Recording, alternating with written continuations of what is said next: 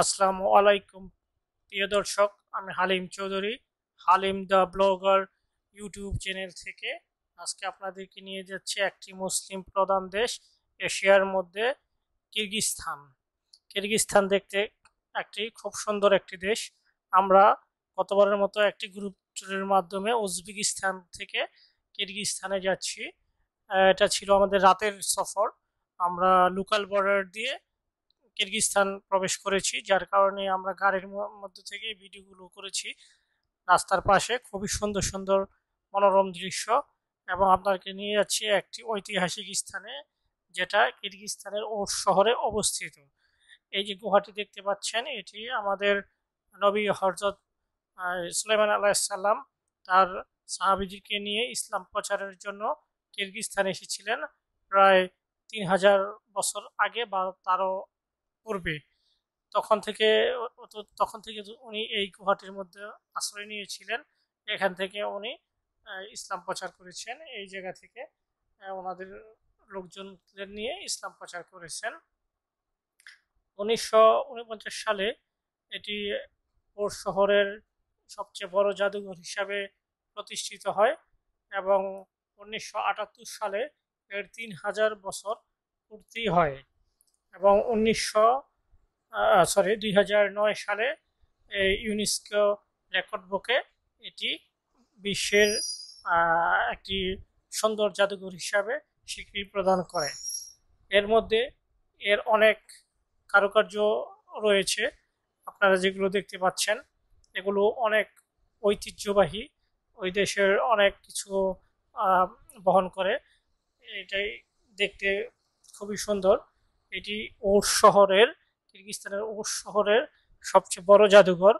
এই পাহাড়ের গুহার ভিতরে এটি এটি পাহাড়ের গুহার ভিতরে দেখতেই পাচ্ছেন আপনারা সবাই, যে এখানে অনেক পর্যটক, দেশি বিদেশি অনেক পর্যটক এই জায়গায় ঘুরতে আসে। তো বর্তমানে যদিও বাংলাদেশিদের জন্য কিরগিজস্তানের ভিসা বন্ধ, কিরগিজস্তান, উজবেকিস্তান, তাজিকিস্তান এই দেশগুলোর ভিসা বাংলাদেশিদের জন্য বন্ধ করে দিয়েছে।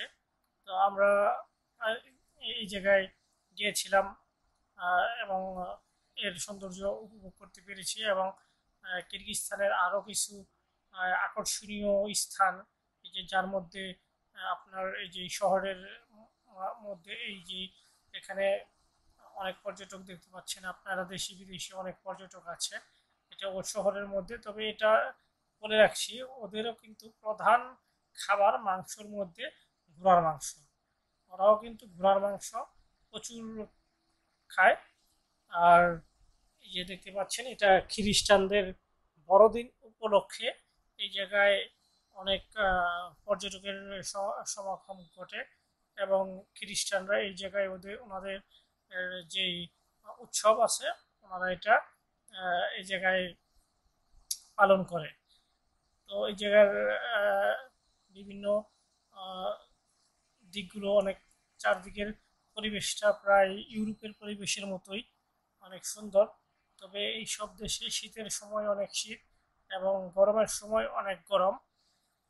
এই এখন শীতের সময়, যে শীতের পোশাক পরিধান করে সবাই চলাফেরা করছে এই জায়গায়। এই রাস্তার পাশে স্ট্রিট ফুড আছে থেকে, কারণ গরমের সময় এই জায়গায় টিকে থাকা অসম্ভব।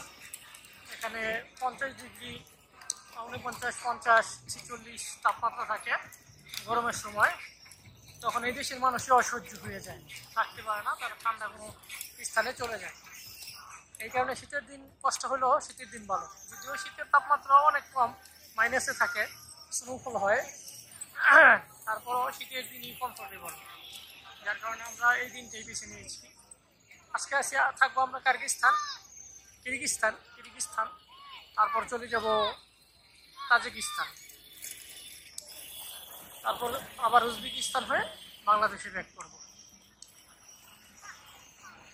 আমরা উজবেকিস্তান থেকে কিরগিজস্তান এসেছি বাই রোডে, আবার বাই রোডে চলে যাব কিরগিজস্তান।